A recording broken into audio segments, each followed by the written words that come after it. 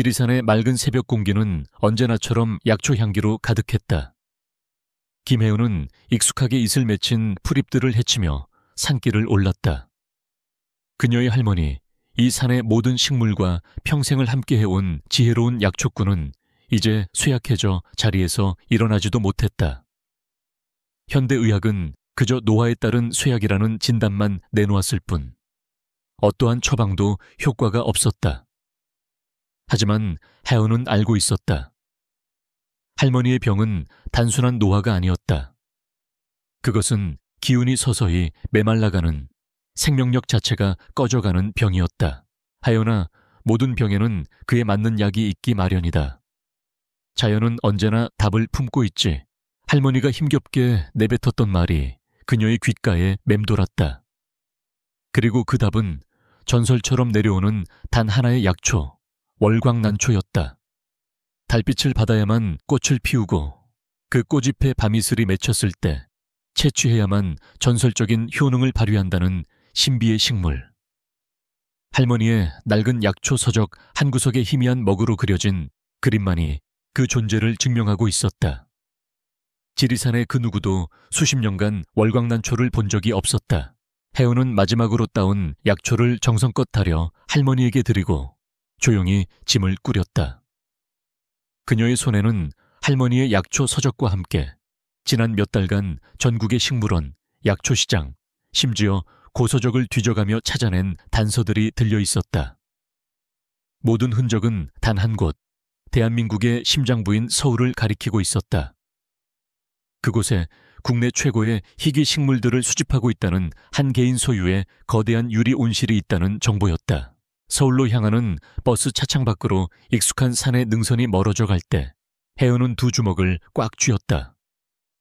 거대한 회색 도시에 대한 두려움보다 할머니를 살려야 한다는 절박함이 더 컸다. 그녀의 눈은 평범한 시골 처녀의 그것처럼 순박해 보였지만 그 안에는 지리산의 강인한 생명력과 목표를 향한 확고한 의지가 담겨 있었다. 같은 시각 서울의 가장 높은 빌딩 중 하나인 엘리시안 그룹 본사 펜트하우스에서는 숨막히는 긴장감이 흐르고 있었다. 그래서 신제품 개발팀의 최종 보고가 이게 전부입니까? 차가운 목소리가 회의실 전체를 얼어붙게 만들었다. 목소리의 주인 엘리시안의 최연소 CEO 강지훈은 감정을 드러내지 않는 얼굴로 앞에 놓인 두꺼운 보고서를 바라보고 있었다. 그의 완벽하게 재단된 수트와 흐트러짐 없는 모습은 위압감을 풍겼지만 그 누구도 그의 창백한 안색과 미세하게 떨리는 손끝을 눈치채지 못했다.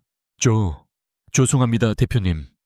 저희가 세계 최고의 연구진을 동원했지만 현재 기술로는 저희가 목표로 하는 세포 재생 효과를 안정적으로 구현하기가 어렵습니다. 부작용의 위험이 너무 큽니다. 개발팀장이 땀을 뻘뻘 흘리며 변명했다. 강지훈의 목표는 명확했다. 기존의 노화 방지 화장품 시장을 완전히 뒤엎을 단순한 기능성 개선이 아닌 회복과 재생에 초점을 맞춘 혁신적인 제품. 그것은 엘리시안의 미래가 걸린 프로젝트이자 밤마다 그를 괴롭히는 지독한 불면증과 신경쇠약을 잠재워줄 마지막 희망이기도 했다. 최고의 의사들도 그의 병이 극심한 스트레스로 인한 신경계의 불균형이라며 뻔한 진단과 함께 수면제만 처방할 뿐이었다. 그는 약에 의존하고 싶지 않았다. 스스로의 힘으로 자신의 제국이 만들어낸 기술로 이겨내고 싶었다. 위험을 감수하지 않으면 혁신도 없습니다. 한 달 주겠습니다. 그 안에 가시적인 성과를 보이지 못하면 팀 전체를 교체할 겁니다. 강지훈은 보고서를 덮으며 회의 종료를 선언했다. 임원들이 굳은 얼굴로 썰물처럼 빠져나간 뒤 그는 홀로 남아 거대한 통유리창 너머로 서울의 스카이라인을 내려다보았다. 화려한 도시의 불빛이 그의 눈에는 그저 공허한 점들로 보일 뿐이었다. 그는 자켓 안주머니에서 작은 약병을 꺼내 물 없이 알약 2개를 삼켰다. 머리를 쪼개는 듯한 두통이 잠시 가라앉았다. 이 상태가 얼마나 더 갈 수 있을까? 그는 엘리시안이라는 거대한 성을 지탱하고 있는 위태로운 왕이었다. 서울에 도착한 해운은 며칠 동안 도시의 거대함에 압도당했다. 끝없이 이어진 빌딩 숲과 경적 소리, 발 빠른 사람들. 그녀가 가진 정보는 강남구에 위치한 철저한 보안을 자랑하는 개인 소유의 식물원이라는 것이 전부였다. 경찰도, 시청도 개인의 사유재산에 대한 정보는 알려줄 수 없다고 했다. 하지만 하은에게는 그녀만의 방식이 있었다. 그녀는 식물학자였다. 그녀는 무작정 강남 일대를 걷기 시작했다. 그녀의 눈은 화려한 명품샵이나 레스토랑이 아닌 빌딩들 사이의 작은 정원, 가로수, 심지어 보도블록 틈새에서 자라나는 이름 모를 잡초들을 향해 있었다. 식물은 토양과 기후를 말해준다. 그녀는 희귀 식물이 자랄 수 있는 미세 환경의 조건을 역으로 추적했다. 그러던 어느 날 그녀는 국내 최대 규모의 원예 자재를 납품하는 트럭을 발견했다. 그녀는 무작정 트럭을 뒤따랐다. 몇 시간을 뒤쫓은 끝에 트럭은 서울 외곽, 일반인의 접근이 통제된 거대한 부지 앞에서 멈춰 섰다. 높이 솟은 담벼락과 곳곳에 설치된 CCTV 카메라. 담 너머로 거대한 유리돔의 실루엣이 희미하게 보였다. 심장이 거세게 뛰기 시작했다. 바로 저곳이었다. 문제는 어떻게 들어가느냐였다. 정문은 24시간 경비원들이 지키고 있었고 담벼락에는 고압 전류가 흐른다는 경고문이 붙어 있었다. 해운은 포기하지 않았다. 그녀는 며칠 동안 주변을 맴돌며 지형과 경비 시스템의 패턴을 분석했다. 그녀는 스파이가 아니었지만 수십 년간 지리산의 험준한 지형 속에서 길 없는 길을 찾아다니며 단련된 그녀의 관찰력은 웬만한 전문가 못지않았다. 그녀는 담벼락의 북동쪽 구석, 다른 곳보다 수목이 유난히 울창하게 자라난 지점을 발견했다. 그곳은 CCTV의 사각지대처럼 보였다. 또한 거대한 참나무 한 그루가 담벼락에 매우 가깝게 붙어 자라고 있었다. 해가 지고 주변이 완벽한 어둠에 잠겼을 때 해운은 행동을 개시했다. 그녀는 어린 시절 다람쥐처럼 나무를 타던 기억을 되살려 능숙하게 참나무 위로 올라갔다. 나뭇가지 끝에서 담벼락 위로 몸을 날리는 것은 아찔한 모험이었지만 할머니의 얼굴을 떠올리자 두려움은 사라졌다. 마침내 온실 부지 안으로 잠입하는 데 성공한 그녀는 숨을 죽인 채 거대한 유리돔을 향해 다가갔다. 달빛을 받아 은은하게 빛나는 유리돔은 마치 신전처럼 보였다. 내부는 최첨단 시스템에 의해 완벽한 온도와 습도가 유지되고 있었다.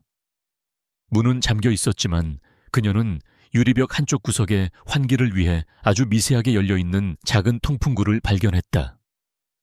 그녀는 가지고 있던 작은 도구를 이용해 조심스럽게 통풍구의 잠금 장치를 풀고 안으로 들어갔다. 온실 내부는 경이로움 그 자체였다. 전 세계의 희귀 식물들이 저마다의 구역에서 최적의 환경을 제공받으며 자라고 있었다. 아마존의 열대우림부터 안데스 산맥의 고산지대 식물까지 이곳은 살아있는 식물 박물관이었다. 하지만 하은의 눈은 오직 하나만을 찾고 있었다. 그녀는 할머니의 서적에 묘사된 차가운 바위 틈, 습한 그늘이라는 구절을 떠올리며 인공폭포와 계곡이 조성된 구역으로 향했다. 그리고 마침내 그녀는 그것을 발견했다. 이끼 낀 바위 틈에서 자라나는 묘하게 달빛을 머금은 듯한 은백색의 잎사귀를 가진 신비로운 난초.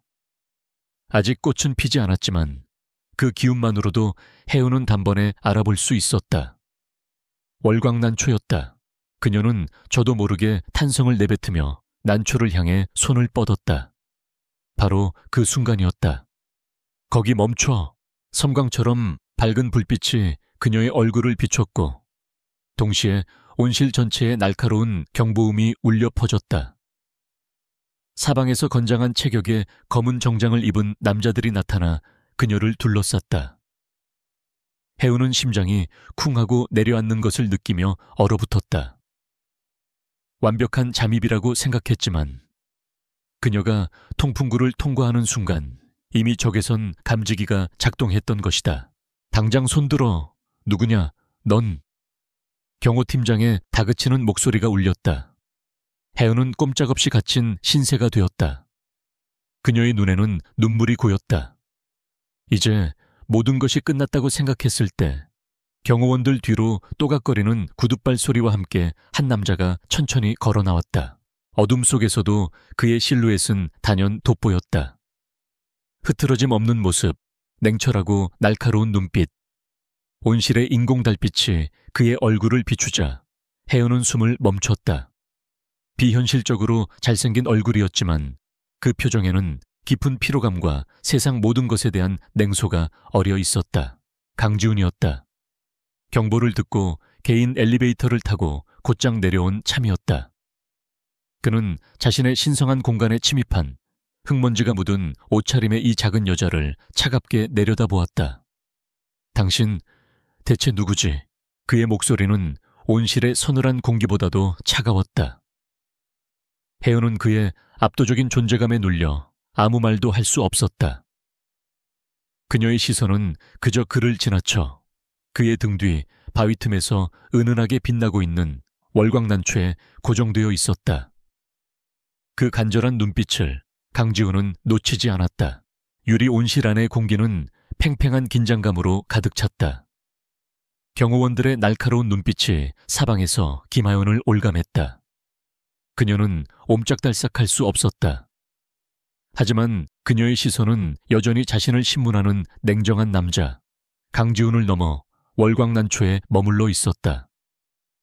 그 간절함, 그 절박함은 숨길 수 있는 종류의 것이 아니었다. 강지훈은 그 눈빛을 읽었다. 저것은 도둑의 눈이 아니었다. 값비싼 설비나 다른 희귀식물에는 관심조차 두지 않는 오직 하나의 목표의 모든 것을 건 사람의 눈이었다. 그는 손짓으로 경호원들을 물러나게 했다. 모두 나가 있어. 내가 처리하지. 하지만 대표님, 위험할 수 있습니다. 경호팀장이 걱정스럽게 말했지만 강지훈의 눈빛은 단호했다. 그는 자신의 판단을 믿었다. 경호원들이 마지못해 온실 밖으로 물러나자 거대한 유리돔 안에는 정적만이 남았다. 인공적으로 조절되는 물 흐르는 소리와 미세한 바람 소리가 그들의 침묵을 채웠다. 이름이 뭐지? 강지훈이 먼저 입을 열었다. 김혜웅입니다. 혜운은 마른 입술을 적시며 겨우 대답했다. 김혜운, 당신 식물에 대해 좀 아는 것 같군. 어떻게 들어왔는지는 나중에 묻지. 그 전에 내 질문에 먼저 답해봐. 강지훈은 돌아서서 몇 걸음 옮겼다. 그의 손가락이 유령처럼 하얀 꽃을 피우고 있는 한 난초를 가리켰다. 플로리다의 늪지대에서만 자란다는 뿌리만으로 광합성을 하는 극도로 희귀한 고스트 오키드였다. 이 식물의 이름과 특징을 말해봐. 책에 나오는 내용 말고 당신이 아는 대로. 시험이었다. 혜은은 즉시 알아차렸다. 그녀는 긴장으로 떨리는 숨을 가다듬고 고스트 오키드를 자세히 살폈다. 그녀의 눈빛이 전문가의 그것처럼 진지하게 변했다. 덴드로필락스 린데니. 세상 사람들은 고스트 오키드라고 부르죠. 잎이 없이 뿌리로만 살아가기 때문에 뿌리의 상태가 곧 이 식물의 생명입니다. 지금 보니 뿌리 끝부분의 색이 미세하게 탁하군요. 습도 조절 장치에 너무 의존하고 있는 탓입니다. 이 식물이 원하는 건 인공적인 습기가 아니라 살아있는 나무 껍질의 미생물들과 공생하며 얻는 자연의 기운입니다. 저쪽에 있는 버진오크 나무 껍질을 가져와 뿌리 주변에 덮어주면 훨씬 건강해질 겁니다. 강지훈의 눈썹이 미세하게 꿈틀했다. 그녀의 진단은 그의 식물 관리팀이 몇 달간의 연구 끝에 내린 결론과 정확히 일치했다. 아니, 그 이상이었다. 자연의 기운이라는 비과학적인 표현을 썼지만 그 본질을 꿰뚫고 있었다. 그는 다음 식물로 그녀를 이끌었다. 새빨간 입술 모양의 포엽이 인상적인 사이코트리아 엘라타였다. 이건 어떻지? 앵초과 식물이지만 보통의 앵초와는 달리 매우 예민한 토양 산도를 요구합니다. 지금 공급되는 영양액의 질소 함량이 약간 과해요. 그래서 포엽의 붉은색이 선명하지 못하고 가장자리가 미세하게 갈색으로 변하고 있습니다. 질소 비중을 10%만 줄이고 부엽토를 조금 더 섞어주면 본래의 색을 되찾을 겁니다. 강지훈은 말없이 그녀를 바라보았다. 그녀는 그저 책에서 배운 지식을 읊는 것이 아니었다. 식물과 직접 교감하고 그것의 미세한 변화를 읽어내는 듯 했다. 마치 식물의 언어를 듣는 사람처럼. 지리산의 깊은 상월에서 자랐다는 그녀의 배경이 그제야 퍼즐 조각처럼 맞춰졌다. 이것은 도시의 학자들이 가질 수 없는 대자연 속에서 체득된 지혜였다. 마지막으로 그는 월광난초 앞으로 돌아왔다. 그럼 이건 왜 그렇게 쳐다본 거지? 이건 아직 학계에 정식으로 보고되지 않은 미등록종이다. 당신이 알 리가 없을 텐데. 하연의 눈빛이 애틋하게 흔들렸다. 저희 집안 대대로 내려오는 약초 서적에 기록되어 있습니다. 월광난초. 달빛의 전기를 받아야만 꽃을 피우고 만병을 다스리는 기운을 품게 되는 약초라고요. 제 할머니께서 지금 위독하십니다. 이 약초만이 유일한 희망이에요. 그녀의 목소리에는 거짓이 없었다. 강지훈은 잠시 생각에 잠겼다. 그의 머릿속에서 수많은 가능성과 계산이 빠르게 오갔다. 신제품 개발의 교착 상태, 원인 모를 자신의 병, 그리고 눈앞에 나타난 이 신비로운 여자. 이것은 우연일까? 아니면 기회일까? 따라와. 강지훈은 온실과 연결된 개인 집무실로 해운을 이끌었다. 차가운 금속과 유리로 이루어진 극도로 미니멀한 공간이었다. 거대한 책상 외에는 어떤 장식도 없었다. 그는 해운을 의자에 앉히고 자신은 창가에 서서 도시의 야경을 내려다보았다. 비서에게 인터컴으로 짧게 지시를 내린 지 10분도 채 되지 않아 김혜은에 대한 기본적인 신상 정보가 그의 태블릿 PC로 전송되었다. 지리산 거주, 가족은 할머니뿐, 최근 할머니의 병세 악화. 그녀의 말은 모두 사실이었다. 내가 당신에게 한 가지 제안을 하지. 강지훈이 몸을 돌려 그녀를 똑바로 응시했다. 그의 눈빛은 아까보다 훨씬 더 복잡하고 강렬해져 있었다. 월광난초를 성공적으로 개화시키고 그 유효 성분을 추출하는 프로젝트를 맡아줘. 당신이 가진 모든 지식과 경험을 쏟아부어야 할 거야. 물론 우리 회사 엘리시안의 최첨단 기술과 연구 인력 그리고 모든 자원을 무제한으로 지원하겠다. 해운은 그의 말을 이해할 수 없다는 듯 되물었다. 제가 왜 그런 일을? 대가로 당신 할머니의 병원비는 물론 앞으로 필요한 모든 치료를 내가 책임지지. 세계 최고의 의료진을 붙여서라도.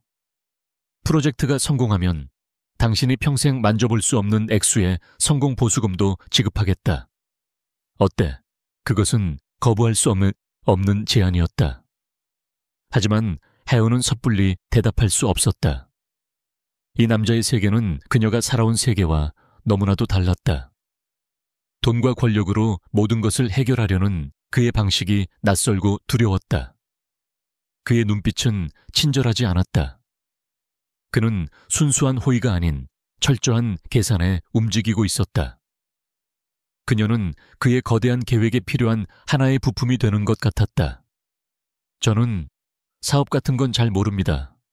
저는 그저 약초꾼일 뿐이에요. 내가 필요한 건 사업가가 아니야. 바로 당신 같은 약초꾼이다. 강지훈이 그녀의 말을 잘랐다. 당신이 가진 그 비과학적이고 직관적인 지식, 그것이 바로 내 연구실의 수백 명의 박사들이 가지지 못한 것이다. 그들이 한계에 부딪힌 바로 그 지점에서 당신이 돌파구를 열어줄 수 있어. 난 그렇게 믿는다. 그는 책상 위에서 미리 준비된 계약서를 그녀 앞으로 밀었다. 수십 장에 달하는 두꺼운 서류였다. 서명하는 순간 당신은 이 프로젝트가 끝날 때까지 엘리시안에 귀속된다. 나의 허락 없이는 누구에게도 프로젝트에 대해 발설할 수 없으며 서울을 떠날 수도 없어. 당신은 이 프로젝트의 핵심이자 나의 가장 중요한 자산이 될 테니까. 자산. 그 단어가 혜은의 가슴에 비수처럼 박혔다. 그녀는 인간이 아닌 월광난초에 딸린 하나의 부속품처럼 취급되고 있었다. 분노가 치밀었지만 눈앞에 아른거리는 할머니의 쇠약한 얼굴이 그 감정을 억눌렀다. 그녀에게는 선택의 여지가 없었다. 이것은 자신의 존엄과 할머니의 생명을 맞바꾸는 거래였다. 혜은은 떨리는 손으로 펜을 잡았다. 그리고 계약서의 마지막 장, 서명란에 자신의 이름을 천천히, 하지만 똑바로 적어 내려갔다. 다음 날 아침, 혜은은 강지훈의 비서가 안내하는 대로 엘리시안 그룹 본사 건물 로비에 들어섰다. 지리산의 흙냄새가 밴 낡은 등산복 차림의 그녀는 최고급 명품 정장을 입고 바쁘게 오가는 사람들 사이에서 마치 다른 세상에서 온 이방인 같았다. 모든 이들의 시선이 그녀에게 꽂혔다. 노골적인 호기심, 이해할 수 없다는 표정, 그리고 약간의 경멸까지. 그녀가 향한 곳은 최상층에 위치한 신제품 개발 연구소였다. 강지훈은 그녀를 위해 연구소 내에 독립된 공간과 작은 온실을 즉시 마련해 주었다. 그녀가 연구소 문을 열고 들어서는 순간 안에서 대화를 나누던 남자 2명이 그녀를 발견하고 시선을 돌렸다. 한 명은 강지훈이었고 다른 한 명은 그보다 나이가 조금 더 많아 보이는 날카로운 인상에 값비싼 시계를 찬 남자였다. 오, 강 대표. 이 아가씨는 누군가? 우리 회사에 새로운 미화원이라도 뽑은 건가? 남자가 비꼬는 듯한 말투로 물었다. 그의 눈은 혜은의 머리부터 발끝까지를 훑으며 노골적인 무시를 드러냈다. 강지훈의 얼굴이 순간 차갑게 굳었다. 초회 부회장, 함부로 말하지 마시오.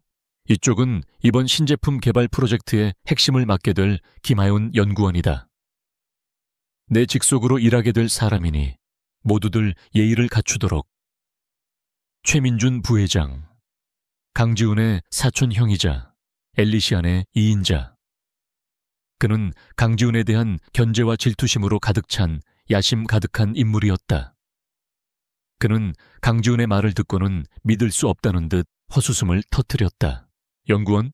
이런 촌뜨기 계집애가. 강 대표, 자네가 스트레스 때문에 판단력이 흐려진 건 아닌가 걱정되는군. 이사회에서 이 사실을 알면 뭐라고 할까? 그건 내가 알아서 할 일이오. 부회장께서는 맡은 마케팅 업무에나 신경 쓰시지. 두 남자 사이에 차가운 스파크가 튀었다. 최민주는 혜은을 다시 한번 멸시하는 눈빛으로 쳐다본 뒤 어깨를 으쓱하며 돌아섰다. 그의 눈빛은 분명히 말하고 있었다. 두고 보지. 내 놈과 저 계집애가 얼마나 가는지. 혜은은 그 모든 상황 속에서 묵묵히 서 있었다. 도시의 냉혹함과 인간의 야심이 만들어내는 이 살벌한 전쟁터에 그녀는 이제 막 첫발을 내디딘 것이었다. 엘리시안의 최첨단 연구소 안에 마련된 김하윤의 공간은 거대한 기계의 심장부에 자리 잡은 작은 숲과 같았다. 그녀는 하얀 가운을 입은 다른 연구원들과는 달리 편안한 작업복 차림으로 흙과 씨앗을 만졌다. 그녀의 첫 번째 요구는 연구소 사람들을 당황하게 만들었다. 살균 처리된 인공 토양 대신 지리산의 특정 지역에서 가져온 흙과 참나무 숯을 갈아 만든 가루, 그리고 소나무 잎에 맺힌 새벽 이슬을 섞은 자신만의 배양토를 고집한 것이다. 김하윤 씨, 저희 연구소의 시스템은 모든 변수를 통제하도록 설계되었습니다. 외부에서 가져온 유기물은 예측 불가능한 오염을 유발할 수 있습니다. 프로젝트를 지원하기 위해 파견된 수석 연구원 박성철이 난처한 표정으로 말했다. 그는 박사 학위만 3개를 가진 엘리트였지만 달의 주기에 맞춰 씨앗을 심어야 한다는 하윤의 주장을 도저히 이해할 수 없었다. 박사님, 생명은 통제하는 것이 아니라 스스로 자라나도록 돕는 것입니다. 하윤은 부드럽지만 단호하게 대답했다. 월광난초는 평범한 식물이 아니에요. 살아있는 기운을 가진 흙과 밤의 전기를 품은 이슬, 그리고 자연의 순리를 따라야만 마음을 엽니다. 그녀의 방식은 연구소의 모든 프로토콜을 무시하는 것이었지만 그녀에게 정원을 위임한 강지훈의 명령 때문에 아무도 대놓고 반대하지 못했다. 연구원들은 반신반의하며 그녀의 지시에 따라 지리산으로 팀을 보내고 새벽마다 이슬을 채취하는 등 기이한 임무를 수행해야 했다. 그들은 뒤에서 그녀를 지리산에서 온 무당이라고 수군거렸다. 강지훈은 거의 매일 그녀의 연구실을 찾았다. 처음에는 감시와 독촉의 목적이 컸다. 그는 숫자로 된 데이터와 그래프로 된 보고서를 원했다. 하지만 하연이 그에게 내민 것은 매일의 날씨와 바람의 방향, 흙의 냄새 변화, 그리고 씨앗의 미세한 색깔 변화까지 손으로 기록한 관찰 일지였다. 이게 보고서의 전부인가? 지훈이 미간을 찌푸리며 물었다. 대표님, 씨앗은 기계가 아닙니다. 매일 다른 표정을 보여주죠. 그걸 읽어내는 게 제 일입니다. 지훈은 어이가 없었지만 씨앗을 들여다보는 그녀의 진지한 눈빛 앞에서 더 이상 캐물을 수 없었다. 그는 어느새부턴가 퇴근 전 그녀의 연구실에 들르는 것이 습관이 되었다. 차가운 데이터와 이익만을 좇는 그의 세계와는 전혀 다른 생명의 경이로움이 가득한 그 작은 공간이 그에게 기묘한 안정감을 주었다. 그는 흙냄새를 맡으며 조용히 명상에 잠긴 그녀의 모습을 보기도 하고 알아들을 수 없는 옛가락으로 씨앗에게 노래를 불러주는 모습을 보기도 했다. 처음에는 비웃음이 나왔지만 점차 그는 그 모든 행위가 깊은 교감의 과정이라는 것을 어렴풋이 느끼기 시작했다. 그녀는 식물과 대화하고 있었다. 어느 날 밤 평소보다 더 심한 두통과 불면증에 시달리던 지훈은 자신도 모르게 혜은의 연구실로 향했다. 혜은은 작은 램프 불빛 아래에서 약초를 빻고 있었다. 무슨 일 있으십니까? 안색이 좋지 않으세요? 그녀가 먼저 물었다. 잠을 좀 설쳐서. 지훈은 무심코 대답했다. 혜은은 잠시 그를 바라보더니 빻고 있던 약초 가루를 작은 주머니에 담아 그에게 건넸다. 백단향과 국화입니다. 머리를 맑게 하고 신경을 안정시키는 데 도움이 될 거예요. 베개 옆에 두고 주무세요. 그것은 값비싼 약도 최첨단 의료 기술도 아니었다. 그저 자연에서 온 작은 선물일 뿐이었다. 지훈은 잠시 망설이다가 주머니를 받아들었다. 주머니에서는 청량하고 은은한 향기가 풍겨왔다. 그날 밤 그는 몇 달 만에 처음으로 약 없이 잠들 수 있었다. 그로부터 며칠 뒤 마침내 기적이 일어났다. 혜은이 만든 배양토 위로 아주 작고 연약한 연두빛 새싹들이 고개를 내밀기 시작한 것이다. 월광난초의 싹이었다. 혜은은 아이처럼 기뻐하며 새싹 하나하나를 조심스럽게 살폈다. 소식을 듣고 달려온 지훈은 자신의 눈을 의심했다. 수백억 원을 쏟아부은 최첨단 배양기에서도 실패했던 일이 이 시골 처녀의 손에서 이루어진 것이다. 그는 환하게 웃고 있는 하은의 얼굴을 보았다. 이윤이나 성공에 대한 기쁨이 아닌 순수하게 생명의 탄생을 기뻐하는 그 미소 앞에서 지훈은 잠시 할 말을 잃었다. 그의 가슴 속에서 오랫동안 잊고 있던 따뜻한 감정이 피어오르는 것 같았다. 해냈군, 김하윤 씨. 아직 시작일 뿐입니다. 이제부터가 더 중요해요. 이 아이들은 세상의 어떤 아기보다도 예민하거든요. 그들의 성공은 즉시 최민준 부회장의 귀에도 들어갔다. 자신의 사무실에서 보고를 받은 그의 얼굴은 분노로 일그러졌다. 말도 안 되는 일이었다. 저 무지한 계집애가, 저 오만한 강지훈이 성공하도록 내버려 둘 수는 없었다. 저 프로젝트의 성공은 곧 강지훈의 입지를 더욱 단단하게 만들어줄 것이고 자신이 원하는 회장 자리는 더 멀어지게 될 터였다. 자연의 기운, 순리, 웃기는 소리, 최민주는 기술과 힘을 신봉했다. 그의 눈에 혜은의 방식은 원시적인 미신일 뿐이었고 그런 것에 의지하는 강지훈은 CEO로서 자격이 없었다. 그는 이 미신을 과학의 힘으로, 아니 기술을 이용한 교활함으로 짓밟아 버리기로 결심했다. 그는 밤늦게 연구소의 시스템 관리실에 있는 자신이 오래전부터 돈으로 매수해둔 한 기술자에게 비밀리에 연락했다. 나다. 지금 김하연 연구원이 관리하는 독립온실 시스템에 접속해. 네, 부회장님. 무슨 일이십니까? 시스템에 작은 오류가 있는 것 같아서 말이야. 야간에 미세 환경 스트레스 테스트를 좀 해봐야겠어. 아무도 모르게. 최민주는 냉정한 목소리로 지시했다. 자외선 비파장 노출 수치를 현재 값에서 0.08%만 올려. 그리고 야간 이산화탄소 농도는 0.03% 낮추고 시스템 로그에는 단순한 캘리브레이션 오류로 기록해둬. 아주 미세한 변화라 아무도 눈치채지 못할 거다. 하지만 그 연약한 새싹들에게는 치명적이겠지. 알겠습니다, 부회장님. 기술자는 최민준의 지시대로 컴퓨터 키보드를 몇 번 두드렸다. 엘리시안의 자랑인 최첨단 환경 제어 시스템의 화면에는 모든 시스템 정상이라는 녹색 문구가 떠 있었다. 하지만 그 이면에서는 이제 막 세상에 나온 연약한 생명들을 향한 보이지 않는 독이 퍼져나가고 있었다. 그것은 너무나도 교묘하고 정밀한 파괴였다. 다음 날 아침, 해운은 어젯밤보다 더 건강해졌을 새싹들을 볼 생각에 설레는 마음으로 연구실에 들어섰다. 그녀는 언제나처럼 가장 먼저 배양실로 향했다. 그리고 그 자리에 얼어붙었다. 유리관 속에서 그녀를 맞이한 것은 싱그러운 연두빛이 아니었다. 하룻밤 사이에 모든 새싹들이 까맣게 타들어간 채 힘없이 고개를 숙이고 있었다. 마치 생명력을 모두 빼앗긴 듯 처참한 모습이었다. 희망이 절망으로 바뀌는 것은 한순간이었다.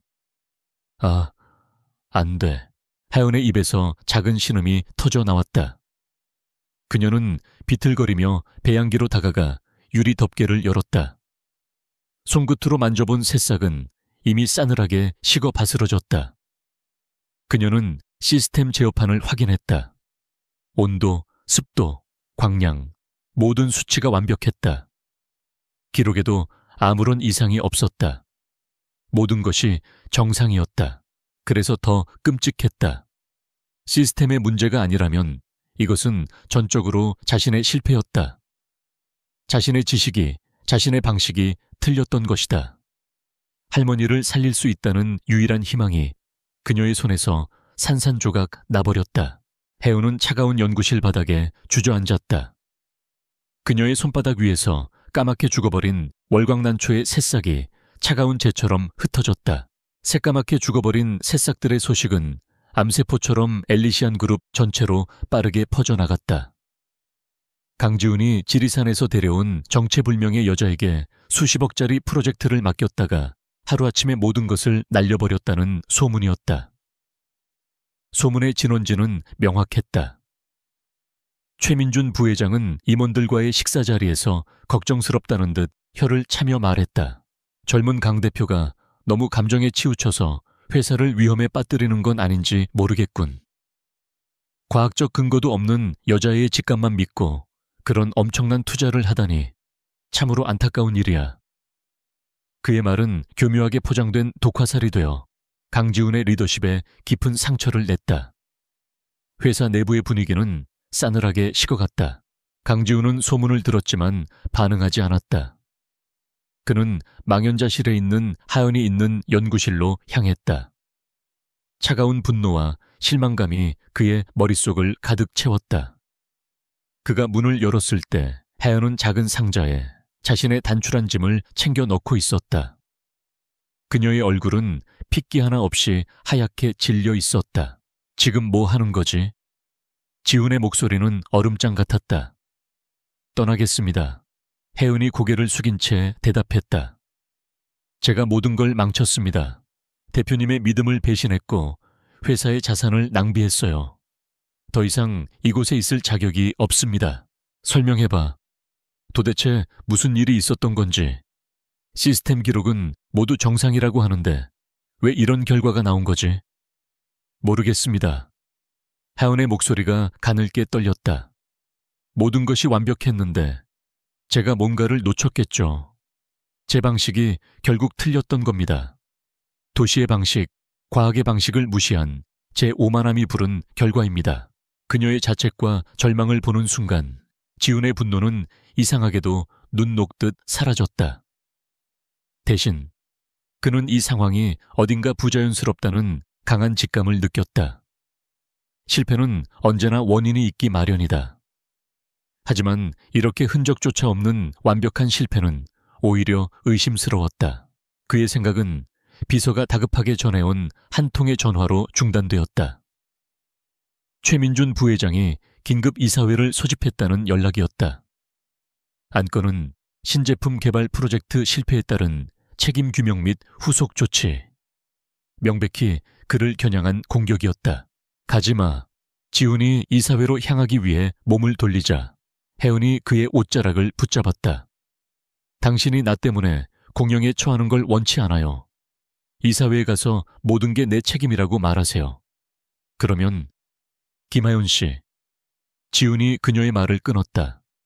그의 눈빛은 그 어느 때보다 진지했다. 이 프로젝트의 총책임자는 나다. 그러니 모든 책임도 내가 지는 거야. 당신은 내 연구원이니 내 지시 없이 멋대로 떠날 생각하지 마. 그는 혜은의 손을 떼어내고 차갑게 돌아섰지만 그 말 속에는 이상한 무게감이 실려 있었다. 엘리시안의 이사회 회의실은 전쟁터나 다름없었다. 최민주는 기다렸다는 듯 준비해온 자료들을 화면에 띄우며 강지훈을 몰아붙였다. 존경하는 이사님들, 보시는 바와 같이 이번 프로젝트는 명백한 실패입니다. 수십억 원의 연구비가 단 하룻밤 사이에 공중분해되었습니다. 저는 처음부터 반대했습니다. 검증되지 않은 인물, 비과학적인 방법에 회사의 명운을 거는 것은 도박이나 마찬가지라고 말입니다. 최민준의 목소리는 논리적이고 설득력이 있었다. 그는 강지훈이 개인적인 스트레스 때문에 비정상적인 판단을 내렸으며 회사를 사적인 실험실로 사용했다고 비난했다. 회의실의 분위기는 점차 그에게 동조하는 쪽으로 기울었다. 몇몇 이사들이 강지훈에게 해명을 요구하며 날카로운 질문을 던지기 시작했다. 모든 공격을 묵묵히 듣고 있던 강지훈이 자리에서 일어났다. 그는 최민준이 아닌 이사들 전체를 향해 입을 열었다. 초에 부회장의 말대로 이번 시도는 실패로 보일 수 있습니다. 하지만 여러분, 혁신은 언제나 실패의 위험을 동반합니다. 우리가 안주하는 동안 경쟁사들은 한 발짝 더 나아가고 있습니다. 우리가 놓치고 있는 것은 무엇이 아연. 그는 잠시 말을 멈추고 회의실을 둘러보았다.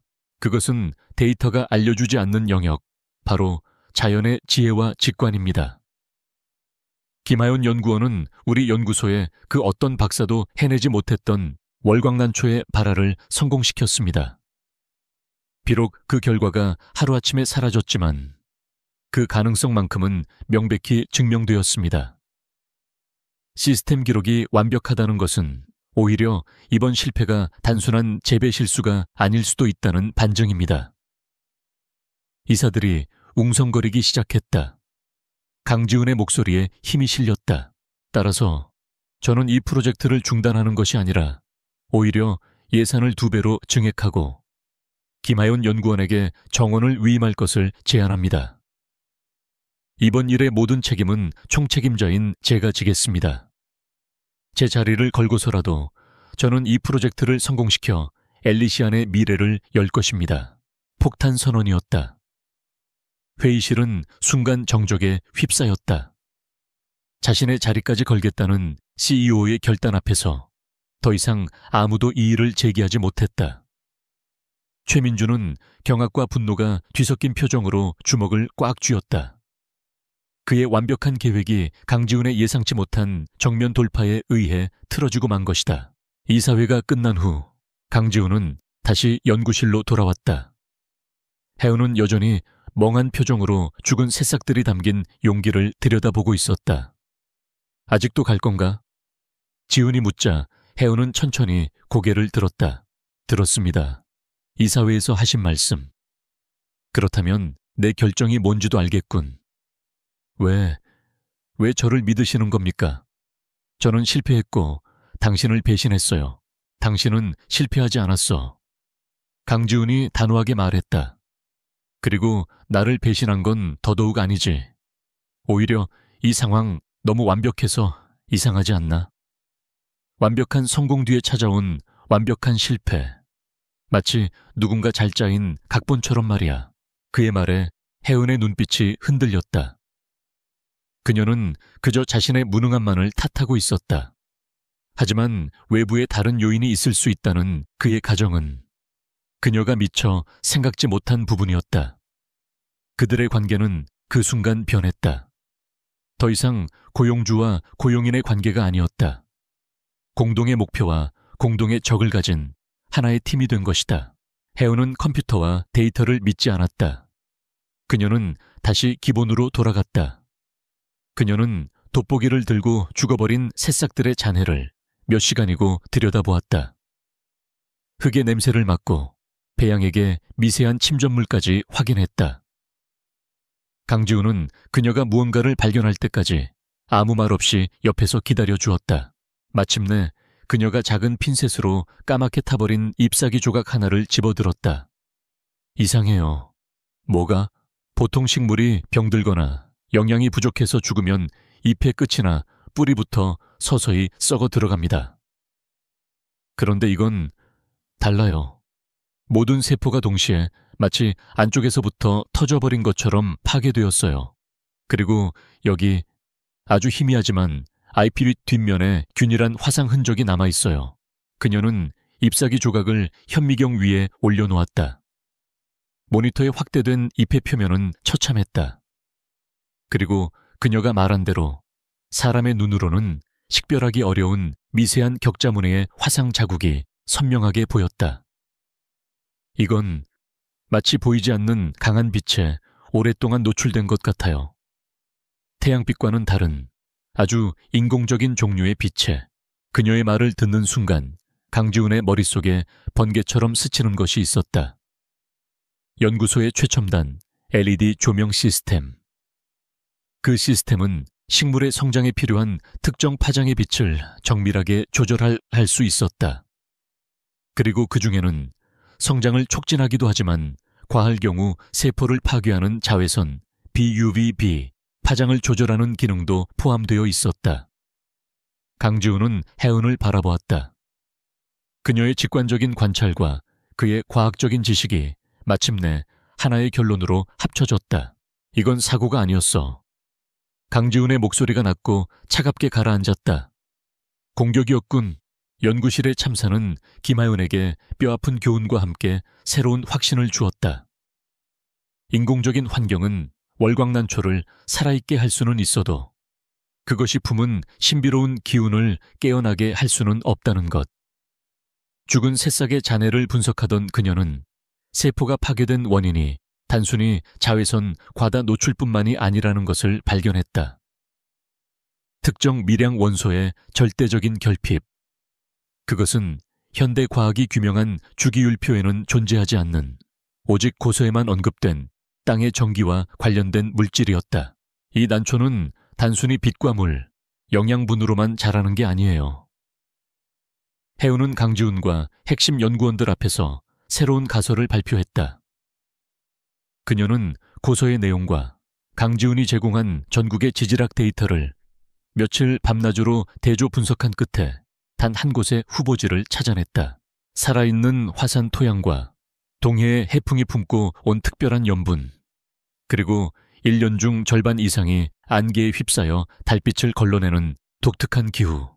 이 모든 조건을 만족하는 곳은 대한민국의 단 한 곳뿐입니다. 울릉도.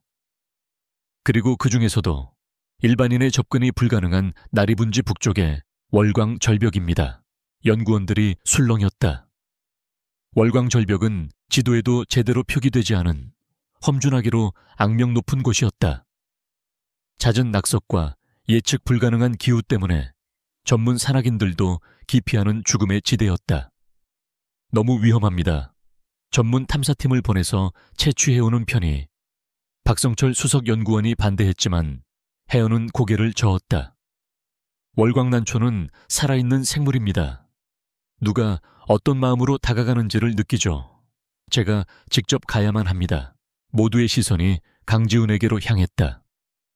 그는 잠시 눈을 감고 생각에 잠겼다. 회사 내부의 적이 누구인지도 모르는 상황에서 이토록 위험한 원정은 무모한 도박이었다. 하지만 그는 혜은의 눈에서 흔들림 없는 확신을 보았다. 그리고 지난번의 실패가 단순한 사고가 아니었음을 알기에 이제는 그 어떤 것도 연구원들에게만 맡길 수 없었다. 적은 가장 가까운 곳에 있을지도 모른다. 준비해. 지훈이 마침내 입을 열었다. 그의 결정은 단호했다. 탐사팀을 꾸릴 시간 없어. 우리가 직접 간다. 당신과 나. 단둘이서. 그의 선언의 연구실은 찬물을 끼얹은 듯 조용해졌다. CEO가 직접 그 위험한 곳으로 가겠다는 것은 상상조차 할 수 없는 일이었다. 하지만 아무도 그의 결정을 바꿀 수는 없었다. 강지훈과 하연이 울릉도로 떠난다는 소식은 즉시 최민준에게 보고되었다. 자신의 사무실에서 보고를 받은 최민준의 입가에 차갑고 잔인한 미소가 떠올랐다. 월광절벽 하. 저것들이 미쳤군. 스스로 무덤으로 걸어 들어가겠다니. 이보다 더 좋은 기회는 없지. 그는 즉시 어디론가 전화를 걸었다. 수화기 너머의 인물에게 그의 목소리는 뱀처럼 차갑고 은밀했다. 나다. 타겟 2명이 울릉도로 간다. 등반 중에 일어난 아주 안타깝고 비극적인 사고로 처리해.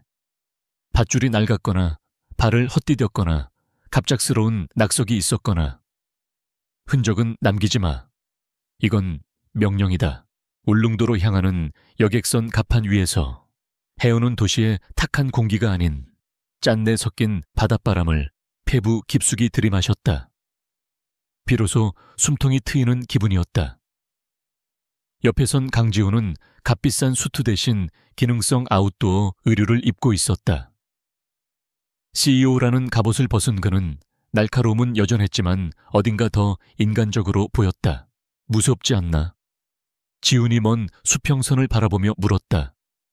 두려운 것보다 설레는 마음이 더 큽니다. 진짜 제 세상으로 돌아온 기분이에요. 하연이 미소 지으며 대답했다. 그녀의 얼굴에는 도시에서 볼 수 없었던 생기가 넘쳤다. 지훈은 그 모습을 잠시 넋을 잃고 바라보았다. 월광절벽은 소문보다 더 험준했다. 안개비가 흩뿌리는 날씨 탓에 화산암은 미끄러웠고 한치 앞을 분간하기 어려웠다. 해운은 마치 제 집 앞마당을 거닐 듯 이끼의 종류를 보고 길의 습도를 파악하고 바람의 방향을 읽어 안전한 루트를 찾아냈다.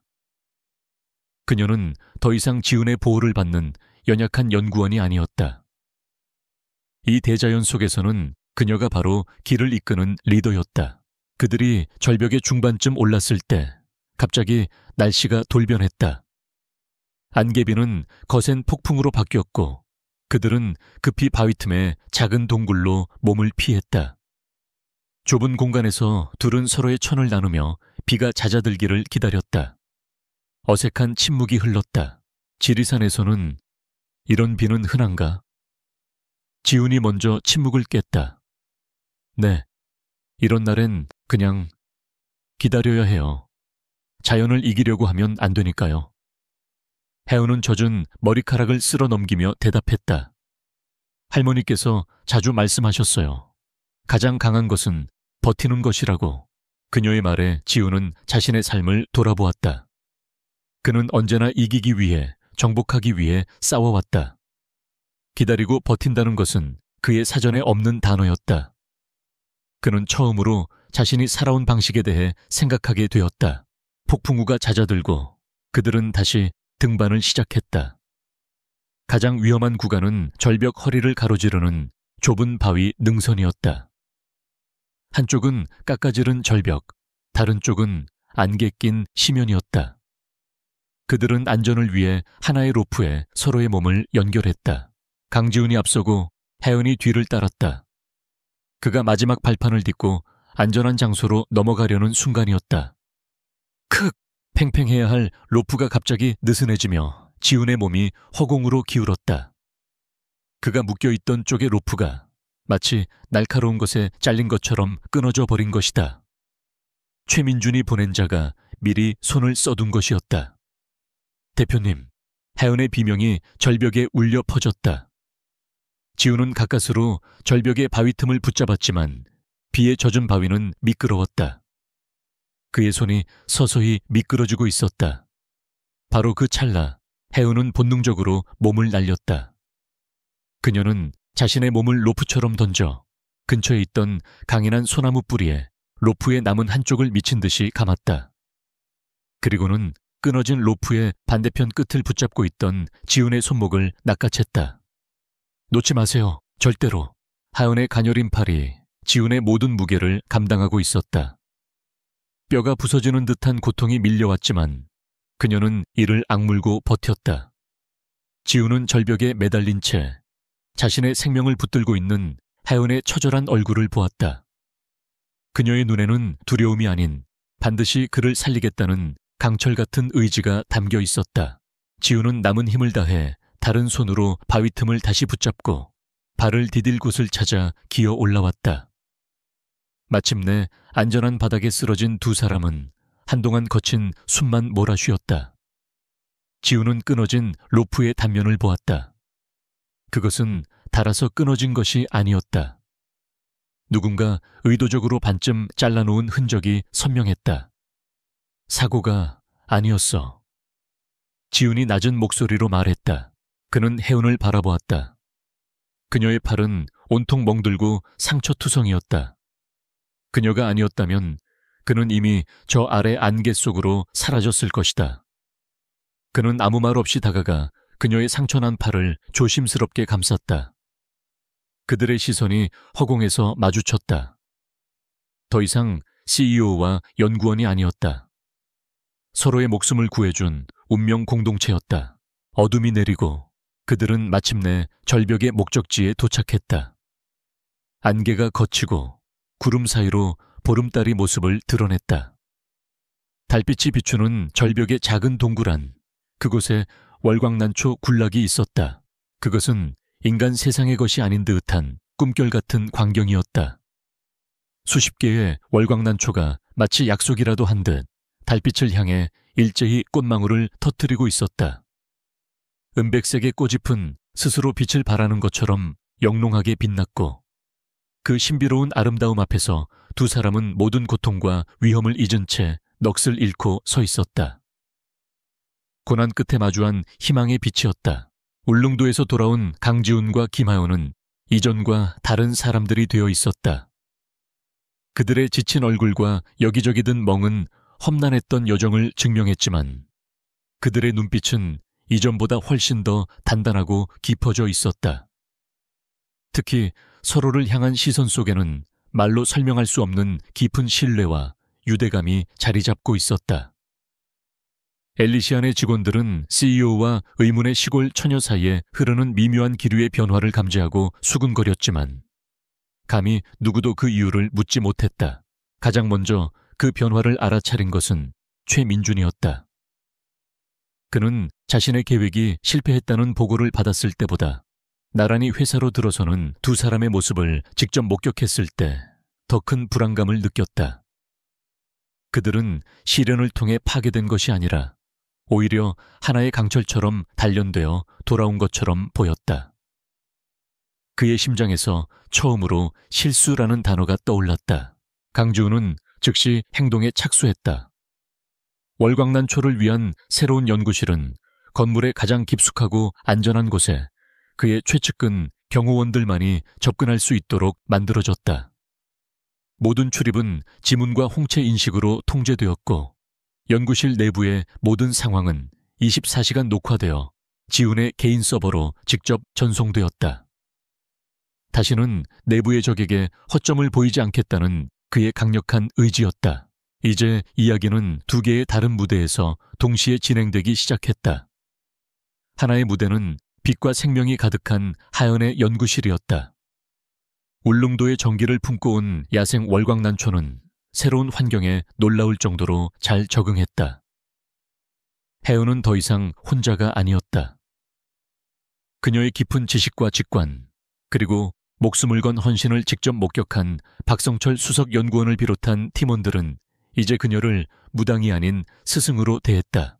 그녀는 전통 방식의 약자의 포제법을 설명했고 연구원들은 최첨단 분자 분석 장비로 그 원리를 과학적으로 증명해냈다.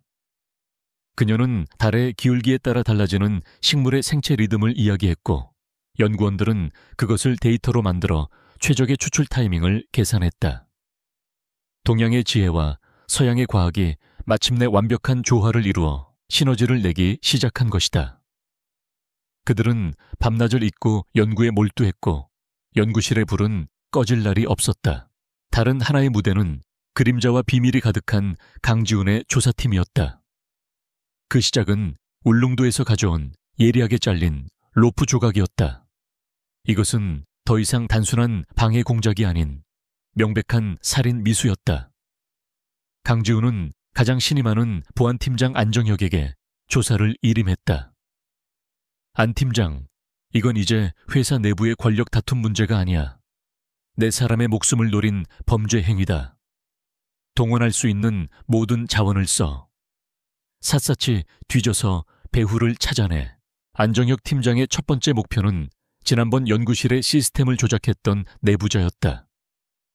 그는 시스템 로그가 너무 완벽하다는 점에 착안했다. 그는 서버의 물리적 하드디스크를 복제하여 삭제된 데이터의 흔적까지 찾아낼 수 있는 디지털 포렌식 전문가에게 분석을 의뢰했다. 며칠 뒤 충격적인 결과가 나왔다. 사고 당일 새벽 누군가 외부에서 시스템의 원격으로 접속하여 자외선 비파장 수치를 조작했고 몇 분 뒤 접속 기록을 포함한 모든 로그를 완벽하게 삭제한 흔적이 발견된 것이다. 접속이 이루어진 IP 주소는 그날 당직이었던 시스템 기술자 이진수의 집 주소와 일치했다. 안정혁은 조용히 이진수를 회장 비서실로 불렀다. 처음에는 완강히 부인하던 이진수는 자신의 집 IP 주소가 찍힌 접속 기록과 울릉도에서 발견된 로프 사진을 보자 사색이 되었다. 이건 단순한 시스템 조작 사건이 아니야. 살인 미수 사건이지. 안정혁이 차갑게 말했다. 당신이 모든 걸 뒤집었을 수도 있어. 하지만 지금이라도 사실대로 말하면 정상 참작의 여지는 있을 거야. 누가 시켰지? 이진수는 결국 모든 것을 자백했다. 최민준 부회장이 거액의 돈과 승진을 약속하며 접근했고 단순한 스트레스 테스트라고 속여 시스템 조작을 지시했다는 것. 그는 울릉도 사건에 대해서는 전혀 몰랐다며 자신은 그저 시키는 대로 했을 뿐이라고 눈물로 호소했다. 같은 시각 또 다른 팀은 최민준의 자금 흐름을 추적하고 있었다. 그는 매우 교활했다. 여러 개의 유령 회사를 거쳐 자금을 세탁했기 때문에 추적이 쉽지 않았다. 하지만 강지훈이 투입한 최고의 회계 분석팀은 마침내 실마리를 찾아냈다. 최민준이 소유한 유령 회사 중 하나에서 거액의 현금이 인출되어 한 해결사의 차명 계좌로 입금된 사실을 밝혀낸 것이다. 그리고 그 해결사는 강지훈과 하연이 울릉도에 머물렀던 바로 그 기간에 울릉도에 입도했던 기록이 확인되었다. 퍼즐 조각들이 하나씩 맞춰지기 시작했다. 이진수 기술자의 자백 녹취록, 최민준과 기술자 사이의 통화 기록, 유령 회사를 통한 자금 세탁의 증거, 해결사의 계좌로 입금된 내역과 울릉도 출입 기록까지. 최민준을 올가맬 증거는 차고 넘치도록 쌓였다. 모든 증거가 정리된 두꺼운 파일이 마침내 강지훈의 책상 위에 놓였다. 잡았습니다, 대표님. 안정혁 팀장이 조용하지만 힘주어 보고했다. 바로 그 순간 지훈의 책상 위에 놓인 인터컴에서 맑은 목소리가 흘러나왔다. 혜은이었다. 대표님, 끝났습니다. 저희가 해냈어요. 잠시 후 하연이 직접 연구실에서 올라왔다. 그녀의 손에는 작고 투명한 바이알이 하나 들려 있었다. 그 안에는 달빛을 응축한 듯 영롱한 황금빛을 띠는 액체가 담겨 있었다. 야생 월광난초의 모든 생명력과 신비한 효능을 오롯이 담아낸 완벽한 최종 추출물이었다. 강지훈은 자신의 책상 앞에 섰다. 한 손에는 최민준의 모든 죄악이 담긴 증거 파일을, 다른 한 손에는 엘리시안의 미래를 바꿀 기적의 신물질을 들고 온 해운을 번갈아 보았다. 복수를 위한 칼과 미래를 위한 희망. 마침내 모든 것이 그의 손안에 들어왔다. 그는 해운을 보며 희미하게 미소 지었다. 해운도 그의 눈빛을 읽고 조용히 고개를 끄덕였다. 기나긴 싸움의 끝이 보이고 있었다. 지우는 책상 위에 달력을 보았다. 그의 펜이 한 날짜에 동그라미를 그렸다. 2주 뒤로 예정된 엘리시안 그룹의 연례 주주총회일이었다. 이제 그가 낮은 목소리로 말했다. 무대를 준비해야겠군. 엘리시안 그룹의 연례 주주총회가 열리는 그랜드홀은 보이지 않는 전쟁의 기운으로 가득했다. 회사의 미래를 좌우할 수 있는 거물급 주주들과 투자자들이 속속 자리를 채웠고 그들의 얼굴에는 기대와 의심이 교차했다. 최민주는 오늘을 위해 모든 것을 걸었다. 그는 가장 자신감 넘치는 모습으로 로비에 서서 들어오는 이사들과 주주들에게 일일이 악수를 건네며 자신의 편으로 끌어들이는데 여념이 없었다. 그는 이미 승리자처럼 행동하고 있었다. 그에게 강지우는 이제 곧 끌어내려질 독선에 빠진 어린애에 불과했다. 그의 눈에 며칠 전보다 더 수척해 보이지만 이상할 정도로 침착한 강지훈의 모습은 패배를 직감한 자의 마지막 허세처럼 보일 뿐이었다. 회의가 시작되고 예상대로 최민준이 먼저 단상에 올랐다. 그는 준비된 연설을 통해 강지훈의 경영 능력을 조목조목 비판하기 시작했다. 그의 목소리는 안타까움과 우려를 가장한 잘 벼려진 칼날 같았다. 존경하는 주주 여러분, 저는 엘리시안을 사랑하는 사람으로서 더 이상 우리의 미래를 불확실한 도박에 맡길 수 없다는 결론에 이르렀습니다.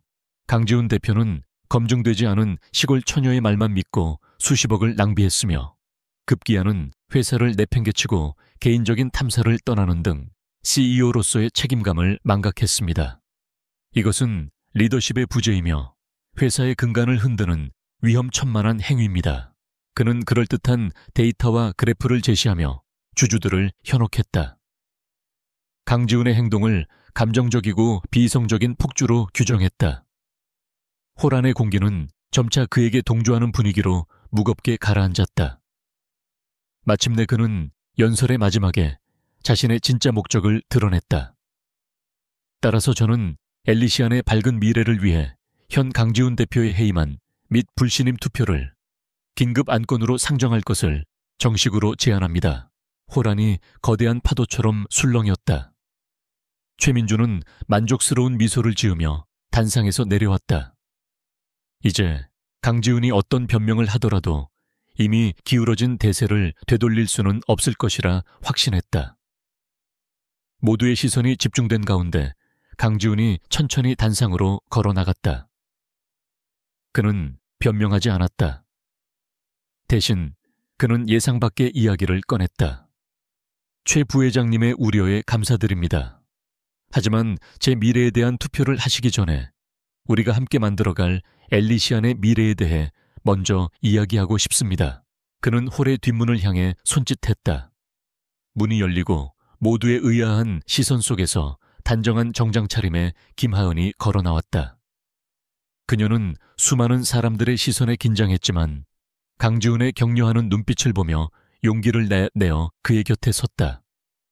이쪽은 최 부회장께서 시골 처녀라고 불렀던 김하은 수석 연구원입니다.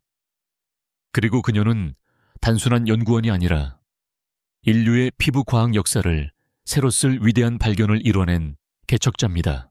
홀의 모든 조명이 꺼지고 거대한 스크린의 영상이 재생되기 시작했다. 영상은 울릉도의 신비로운 자연과 달빛 아래에서 영롱하게 피어나는 월광난초의 모습, 그리고 최첨단 연구실에서 그 생명력이 마침내 루나 엘릭시어라는 이름의 기적적인 물질로 탄생하는 과정을 담고 있었다. 노화된 피부세포가 엘릭서와 만나자 놀라운 속도로 재생되고 깊은 상처가 흔적도 없이 사라지는 실험 결과가 화면을 가득 채웠다. 주주들은 숨을 죽였다. 의심의 술렁임은 경탄의 탄성으로 바뀌고 있었다. 영상이 끝나고 강지훈의 목소리가 조용한 홀 안에 울려 퍼졌다. 루나 엘릭서, 이것이 엘리시안의 미래입니다. 그리고 이 위대한 성공은 누군가의 추악한 욕심에 의해 하마터면 영원히 사라질 뻔했습니다. 그의 목소리가 얼음처럼 차가워졌다. 스크린에는 루나 엘릭서의 영상 대신 기술자 이진수의 사진이 나타났다. 최초의 실패는 사고가 아니었습니다. 고의적인 파괴 행위, 즉 사보타주였습니다. 강지훈은 시스템 조작의 증거, 이진수의 자백, 그리고 최민준이 배후라는 사실을 하나씩 흔들림 없는 목소리로 폭로하기 시작했다. 최민준의 얼굴이 하얗게 굳어갔다. 하지만 그의 악행은 여기서 그치지 않았습니다. 다음 화면에는 잘려나간 로프의 사진과 울릉도에서 그들을 미행했던 해결사의 얼굴이 떴다. 최민준의 유령 회사에서 해결사의 계좌로 돈이 흘러 들어간 내역이 붉은 선으로 선명하게 표시되었다. 그는 회사를 차지하기 위해 단순한 방해 공작을 넘어 살인을 계획했습니다. 강지훈이 손을 들자 홀 전체의 스피커를 통해 이진수의 떨리는 목소리가 울려 퍼졌다. 부회장님이 시켰습니다. 그냥 작은 스트레스 테스트라고. 저는 정말 몰랐습니다. 제발 살려주세요. 모든 것이 끝났다. 최민준은 자리에서 벌떡 일어나 거짓말이야. 전부 저놈이 조작한 거라고 라고 소리쳤지만 그의 발악은 공허한 메아리일 뿐이었다. 바로 그 순간 그랜드홀의 모든 문이 열리고 정장을 입은 검찰 수사관들이 조용히 하지만 신속하게 안으로 들어왔다.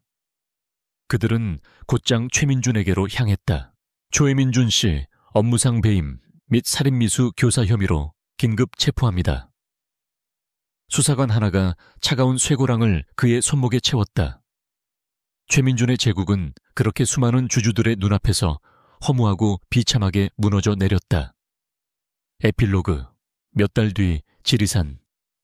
김혜은의 집 마당에는 따스한 가을 햇살이 가득했다. 예전처럼 툇마루에 누워만 있던 할머니는 이제 건강하게 텃밭의 약초를 돌보고 있었다. 그녀의 얼굴에는 건강한 혈색과 평온한 미소가 가득했다. 툇마루에는 혜은과 강지훈이 나란히 앉아 갓 우려낸 국화차를 마시고 있었다. 강지훈의 얼굴에서는 더 이상 예전의 날카로운 긴장감과 피로를 찾아볼 수 없었다. 그는 서울의 CEO가 아닌 사랑하는 여인의 곁에서 평화를 찾은 한 남자의 얼굴을 하고 있었다. 엘리시아는 루나 엘릭서의 폭발적인 성공으로 세계적인 기업으로 발돋움했다. 그리고 그 중심에는 김하연이 이끄는 자연과학 연구소가 있었다. 그녀는 더 이상 도시의 이방인이 아니었다. 그녀는 자신의 방식으로 세상과 소통하고 자연의 지혜로 사람들을 이롭게 하고 있었다. 이제 서울로 돌아가 봐야 하지 않아요? 혜은이 조용히 물었다. 조금만 더. 지훈이 그녀의 손을 부드럽게 잡았다. 여기 공기를 마셔야 내 안의 기계들이 멈추는 것 같거든. 그는 그녀의 어깨에 머리를 기댔다. 도시의 가장 높은 곳에서 고독하게 세상을 내려다보던 남자는 이제 흙냄새 가득한 이 작은 마당에서 가장 큰 위안을 얻고 있었다. 차가운 도시의 남자와 따뜻한 자연의 여자.